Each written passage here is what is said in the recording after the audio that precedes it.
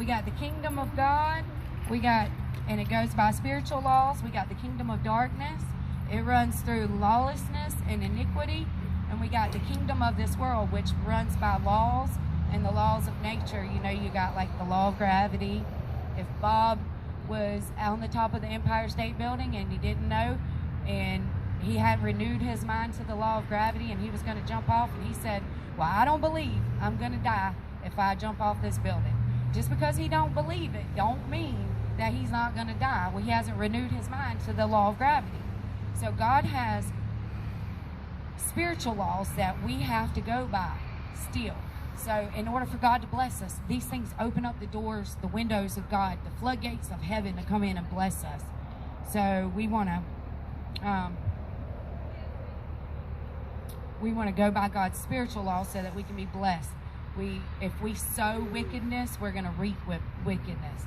If we sow good, we're going to reap good. If we bless our brother, we're going to reap blessings. That's why the Beatitudes were so important, because they open up the windows for God to bless us. He wants to bless us, but we got to bring glory to Him. It blesses Him to bless us, because it glorifies Him when people look around and say, oh, them children of God are blessed. They seem very blessed. They seem very happy. They have joy.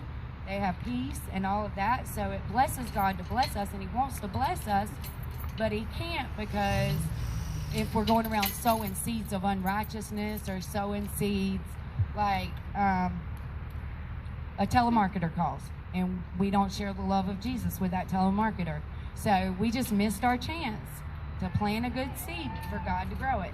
So we got to plant those seeds for God to grow. A good example of how God works with us, His laws are good. His spiritual laws are good, just like gravity's good, because it keeps the planets from colliding. You know, we need gravity. But then on the other hand, if you jump off the Empire State Building, gravity's bad. That it could hurt you. So God's laws were made for our own good. His spiritual laws were made so that He could bless us.